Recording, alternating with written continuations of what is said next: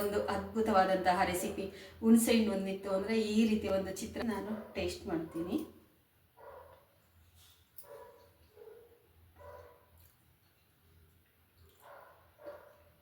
ತುಂಬ ಥರ ಹಾಕಬೇಕು. ತೆಂಗಿನಕಾಯಿ ಮಾತ್ರ ಮಿಸ್ ಮಾಡಬಾರ್ದು. ತೆಂಗಿನಕಾಯಿ ಹಾಕೋಬೇಕು. ಇದಕ್ಕೆ ತುಂಬಾ ಟೇಸ್ಟ್ ಆಗಿರುತ್ತೆ. ನೀವು ಯಾರಿಗೆಲ್ಲ ಇಷ್ಟ ಆಗಿದೆ ಕಮೆಂಟ್ ಮಾಡಿ.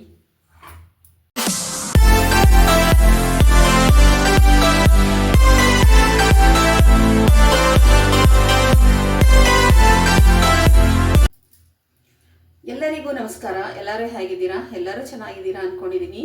ನಾನು ಕೂಡ ಚೆನ್ನಾಗಿದ್ದೀನಿ. ಯಾರೆಲ್ಲ ಹೊಸದಾಗಿ ನನ್ನ ಚಾನಲ್ಗೆ ಭೇಟಿ ಕೊಡ್ತೀರಾ ಅವರು ಸಬ್ಸ್ಕ್ರೈಬ್ ಮಾಡಿಕೊಂಡು ವೀಡಿಯೋಸ್ಗಳನ್ನು ನೋಡಿ ಹಾಗೂ ಫುಲ್ ಸಪೋರ್ಟ್ ಮಾಡಿ. ಬನ್ನಿ, ಇವತ್ತಿನ ಲಾಗಲ್ಲಿ ಏನಿದೆ ಅಂತ ನೋಡೋಣ. ಇವತ್ತಿನ ಡೈಲಿ ಲಾಗಲ್ಲಿ ಮಾರ್ನಿಂಗ್ ರೊಟೀನನ್ನು ತೋರಿಸ್ತಾ ಇದ್ದೀನಿ. ಎಲ್ಲ ಕೆಲಸಗಳನ್ನ ಮುಗಿಸ್ಕೊಂಡು ಬಂದಿದ್ದೀನಿ. ಮೇಯ್ನಾಗಿ ಏನು ಬೇಕಂದರೆ ಮನೆಯಲ್ಲಿ ಇರೋರಿಗೆಲ್ಲ ಬೆಳಗ್ಗೆ ಎದ್ದ ತಕ್ಷಣ ತಿಂಡಿ ರೆಡಿ ಆಗ್ತಾ ಇರಬೇಕು. ಇವತ್ತು ನಾನು ರೊಟ್ಟಿ ಎಲ್ಲ ಏನೂ ಮಾಡೋದಕ್ಕೆ ಹೋಗ್ತಾ ಇಲ್ಲ. ನಿಂಬೆಹಣ್ಣು ಚಿತ್ರಾನ್ನ ಮಾಡೋಣ ಅಂದ್ಕೊಂಡೆ. ನಿಂಬೆಹಣ್ಣಿಲ್ಲ, ನಿಂಬೆಹಣ್ಣಿಲ್ಲ, ಯಾವುದು ಏನು ಪದಾರ್ಥ ಇಲ್ಲ ಅಂತ ಅಂದಾಗ ನಾವು ಯಾವ ರೀತಿ ಒಂದು ರುಚಿಕರವಾಗಿ ನಾವು ಒಂದು ರೈಸನ್ನು ಮಾಡಿ ತಿನ್ಬೋದು ಅನ್ನೋದನ್ನು ತೋರಿಸ್ತೀನಿ. ಎಲ್ರಿಗೂ ಇಷ್ಟ ಆಗುತ್ತೆ ಇದು. ಈಗ ಒಂದು ನಿಂಬೆಹಣ್ಣಿಲ್ಲ ಮನೆಯಲ್ಲಿ ಅಥವಾ ಟೊಮೆಟೊ ಇಲ್ಲ, ಏನೂ ಇಲ್ಲ ಅಂತ ಅಂದಾಗ ಅದಕ್ಕೆ ಹಿರಿಯರು ಏನು ಹೇಳಿದ್ದಾರೆ ಅಂತಂದರೆ ಹುಣಸೆ ಹಣ್ಣು ಯಾವತ್ತೂ ಮನೆಯಲ್ಲಿ ಖಾಲಿ ಆಗಬಾರ್ದು ಅಂತ. ಹುಣಸೆ ಹಣ್ಣು ಮತ್ತು ಮೆಣಸಿನಕಾಯಿ ಸದಾ ಇರಬೇಕು ಅಂತ ಹೇಳಿ ಹಿರಿಯರು ಹೇಳಿರೋದು. ಅದರಿಂದ ಮನೆಯಲ್ಲಿ ಖಾಲಿ ಆಗ್ದಂಗೆ ಮನೆಯಲ್ಲಿ ಯಾವ ಯಾವ ಪದಾರ್ಥಗಳು ಖಾಲಿ ಆಗಬಾರ್ದು ಅಂತ ಅಂದರೆ ಉಪ್ಪು, ಮೆಣಸಿನಕಾಯಿ ಮತ್ತು ಹುಣಸೆ ಹಣ್ಣು, ಈ 3 ಪದಾರ್ಥಗಳು ಸದಾ ಕಾಲ ಮನೆಯಲ್ಲಿ ಇರುವ ಹಾಗೆ ನೋಡ್ಕೋಬೇಕು ಅಂತ ಯಾಕೆ ಹೇಳಿರೋದು ಹಿರಿಯರು ಅಂತ ಹೇಳಿದ್ರೆ ಇದಕ್ಕೇನೆ. ಒಂದೊಂದ್ಸಲಿ ಒಂದೇ ಸಮ ಎಲ್ಲಾನು ಮನೆಗೆ ತಗೊಂಡು ಬರೋದಕ್ಕೆ ಆಗ್ತಾ ಇರಲ್ಲ. ವಾರದಲ್ಲಿ ಒಂದಿನ ಆದರೂ ಕೂಡ ಈ ರೀತಿ ಆಗಿರುತ್ತೆ. ಏನು ಪದಾರ್ಥಗಳಿಲ್ಲಪ್ಪ ಮನೆಯಲ್ಲಿ ಏನು ಮಾಡೋದು ಅಂತ. ಆವಾಗ ನೋಡಿ ಈ ರೀತಿ ಒಂದು ರುಚಿಕರವಾದಂತಹ ಒಂದು ರೈಸನ್ನು ಮಾಡಿ ನಾವು ತಿನ್ಬೋದು. ಅಷ್ಟೆಲ್ಲ ಲಂಚ್ ಬಾಕ್ಸ್ಗೂ ಹಾಕ್ಬೋದು. ಹೊರಗಡೆ ತಗೊಂಡೋಗೋರಿಗೆ, ಸ್ಕೂಲ್ಗೆ, ಕಾಲೇಜಿಗೆ ಮತ್ತು ಕೆಲ್ಸಕ್ಕೆ ಹೋಗೋರಿಗೆ ಎಲ್ರಿಗೂ ಕೂಡ ಇದನ್ನು ಮಾಡಿ ಕೊಡ್ಬೋದು. ಅಷ್ಟೆಲ್ಲ ಬೆಳಗಿನ ತಿಂಡಿಗೂ ಕೂಡ ಇದನ್ನು ಮಾಡಿಕೊಡ್ಬೋದು. ಇವತ್ತು ನಾನು ತಿಂಡಿಗೆ ಇದನ್ನೇ ಮಾಡ್ತಾಯಿದ್ದೀನಿ. ಬನ್ನಿ ಯಾವ ರೀತಿ ಮಾಡ್ತಾಯಿದ್ದೀನಿ, ಏನೇನೋ ಉಪಯೋಗಿಸ್ಕೊಂಡು ಮಾಡ್ತೀನಿ ಅಂತ ಹೇಳಿ ನಾನು ತೋರಿಸ್ತೀನಿ. ನೋಡಿ, ಬಾಂಡ್ಲಿ ಬಿಸಿಗೆ ಇಟ್ಕೊಂಡಿದ್ದೀನಿ. ಅದಕ್ಕೆ ಸ್ವಲ್ಪ ಎಣ್ಣೆ ಕೂಡ ಹಾಕಿದ್ದೀನಿ. ಎಣ್ಣೆ ಬಿಸಿಯಾಗಿದೆ. ಇವಾಗ ನಾನು ಸ್ವಲ್ಪ ಸಾಸಿವೆಯನ್ನು ಹಾಕ್ಕೊಳ್ತೀನಿ. ಸಾಸಿವೆ, ಜೀರಿಗೆನ ಹಾಕ್ಕೊಳ್ತೀನಿ. ಸ್ವಲ್ಪ ಕಡಲೆಬೇಳೆ ಕೂಡ ಹಾಕ್ತಾ ಇದ್ದೀನಿ. ನೋಡಿ, ಕಡಲೆಬೇಳೆನ ನೆನೆಸಿ ಕೂಡ ಹಾಕ್ಬೋದು. ಒಂದು ಅರ್ಧ ಗಂಟೆ ಬೇಗ ನೆನೆಸ್ಕೊಂಡು ಕಡಲೆಬೇಳೆನ ಹಾಕ್ಬೋದು. ಅದು ಕೂಡ ಟೇಸ್ಟ್ ಆಗಿರುತ್ತೆ.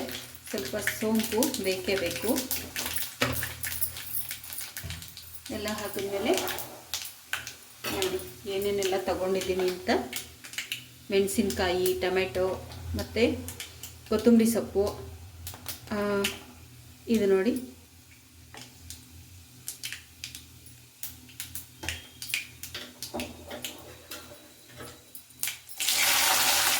ಈಗ ಮೆಣಸಿನ್ಕಾಯಿನ ಹಾಕ್ಕೊಳ್ತಾ ಇದ್ದೀನಿ.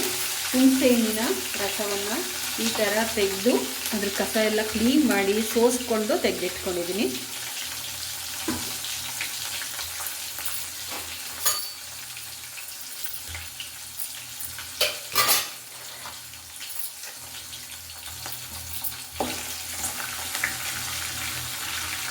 ಮನೆ ನಿಂಬೆಹಣ್ಣು ಇಲ್ಲ ಅಂತ ಅಂದಾಗ ಈ ರೀತಿ ಮಾಡ್ಕೊಳ್ಬೋದು.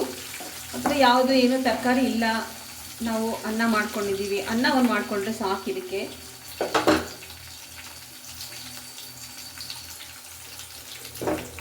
ಸ್ವಲ್ಪ ಮೆಣಸಿನಕಾಯಿ ಚೆನ್ನಾಗಿ ಮಗ್ಗಬೇಕು.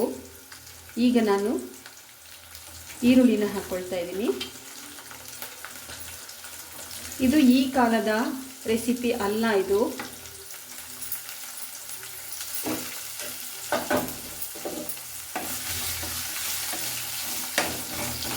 ಈರುಳ್ಳಿ ಚೆನ್ನಾಗಿ ಮಗ್ಲಿ. ಇದು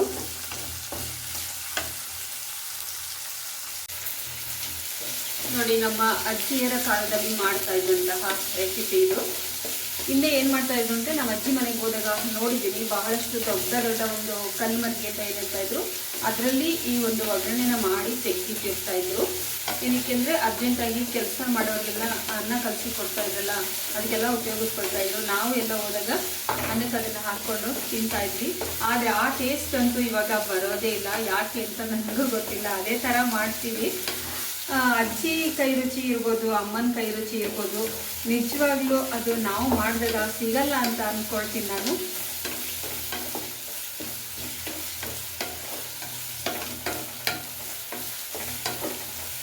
ತುಂಬಾ ಚೆನ್ನಾಗಿರುತ್ತೆ. ಯಾವುದು ಮನೇಲಿ ಇಲ್ಲ ಅಂತ ಅಂದ್ಕೊಳ್ಳೋದು ಬೇಡ, ಎಲ್ಲನೂ ಇರುತ್ತೆ. ಅದರಿಂದನೇ ನಾವು ಹುಣಸೆಹಣ್ಣು, ಉಪ್ಪು, ಮೆಣಸಿನ್ಕಾಯಿನ ಸ್ಟಾಕ್ ಇಟ್ಕೊಂಡಿರ್ಬೇಕು ಅಂತ ಹೇಳೋದು ಏನಕ್ಕೆ ಅಂತಂದರೆ, ಯಾವತ್ತಾದರೂ ಮಿಸ್ಟೇಕು ಏನೂ ಇಲ್ಲ ಅಂತ ಅನ್ನಿಸ್ದಾಗ, ಅಥವಾ ಊರಿಗೆಲ್ಲರೂ ಹೋಗಿದ್ದೀವಿ, ಮನೆಯಲ್ಲಿ ಏನು ಸಾಮಾನು ತಂದಿಲ್ಲ ಅಂದಾಗ ಜಸ್ಟ್ ಅನ್ನ ಒಂದು ಮಾಡ್ಕೊಳ್ಳೋದು, ಈ ಒಂದು ಕಾರಣ ಮಾಡಿಕೊಂಡ್ರೆ ಸಾಕು.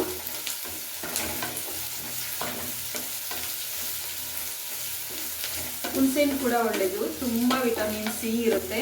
ಈ ಒಂದು ಚಳಿಗಾಲದಲ್ಲಿ ವಿಟಮಿನ್ ಸಿ ಬಹಳ ಬಹಳ ಅವಶ್ಯಕತೆ ಇರುತ್ತೆ.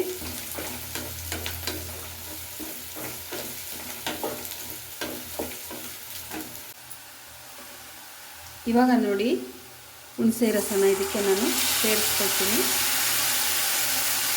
ಮೇಲ್ಗಡೆ ಇರೋದನ್ನೇ ಹಾಕ್ಕೊಳ್ಬೇಕು.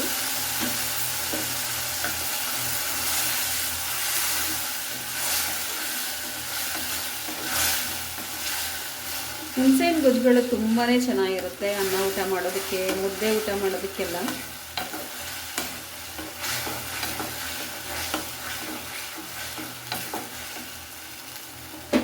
ಪುದೀನ ಸ್ವಲ್ಪ ದೊಡ್ಡದೇ ಮಾಡ್ಕೊಂಡಿದ್ದೀನಿ, ಯಾಕೆಂದರೆ ಅದೆಲ್ಲ ನೀರೆಲ್ಲ ಹಿಂಗಬೇಕಿದೆ.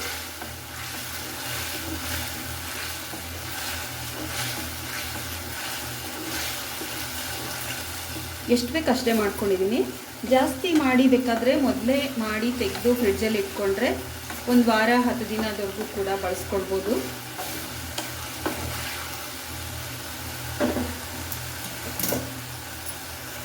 ಇವಾಗ ನೋಡಿ ಅರಿಶಿನದ ಪುಡಿನ ಹಾಕ್ಕೊಳ್ತಾ ಇದ್ದೀನಿ ಸ್ವಲ್ಪ.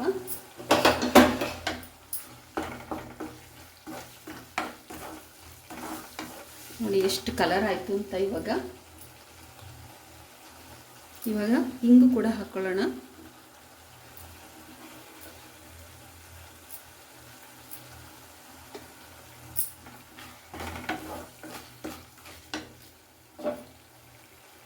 ಕೊತ್ತಂಬರಿ ಸೊಪ್ಪು ಕೂಡ ನಾನು ಇವಾಗಲೇ ಹಾಕ್ಕೊಂಡ್ಬಿಡ್ತೀನಿ.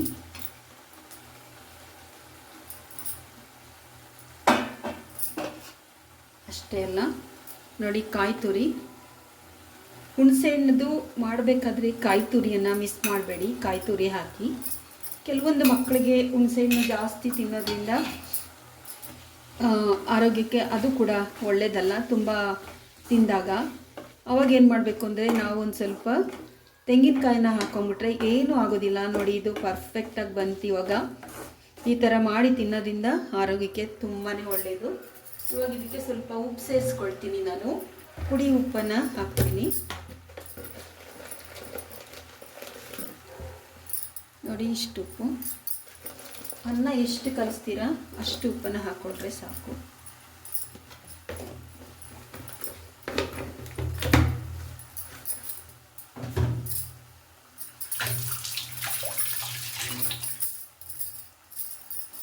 ಇವಾಗ ಇದನ್ನು ಕೂಡ ಚೆನ್ನಾಗಿ ಕಲಿಸ್ಕೋಬೇಕು.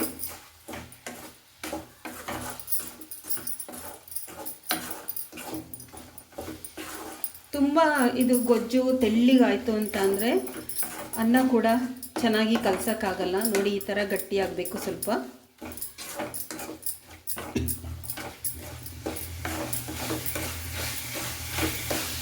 ತೆಂಗಿನಕಾಯಿ, ಹುಣಸೆಹಣ್ಣು ಎಲ್ಲ ಚೆನ್ನಾಗಿ ಬೇಯಬೇಕು.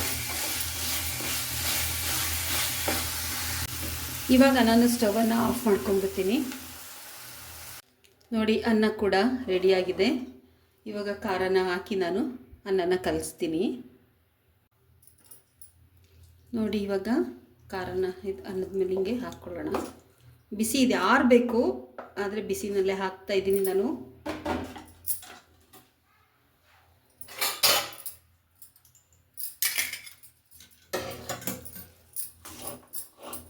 ಅನ್ನ ಮಾತ್ರ ಚೆನ್ನಾಗಿ ಆರ್ಕೊಂಡಿದೆ. ಫಸ್ಟ್ ಅನ್ನ ಮಾಡ್ಕೊಂಡು ಬಿಡಬೇಕು. ಅನ್ನ ಮಾಡಿಕೊಂಡು ಆರು ಹಾಕ್ಕೊಂಬಿಟ್ಟು ಗೊಜ್ಜಿಗೆ ರೆಡಿ ಮಾಡ್ಕೊಳ್ಬೇಕು.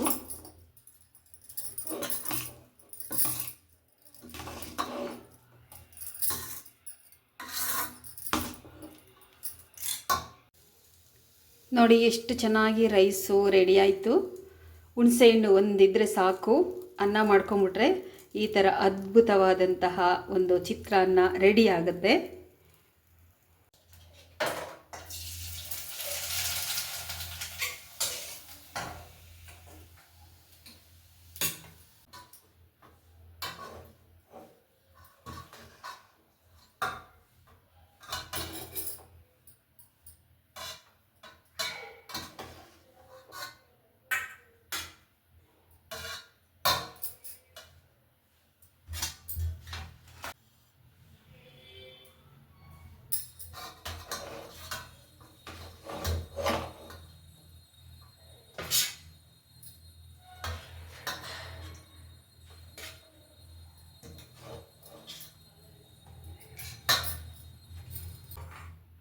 ನೋಡಿದ್ರಲ್ಲ, ಇವತ್ತಿನ ಒಂದು ಅದ್ಭುತವಾದಂತಹ ರೆಸಿಪಿ.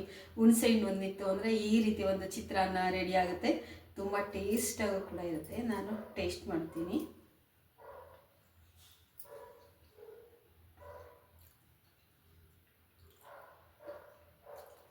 ತುಂಬ ಚೆನ್ನಾಗಿದೆ.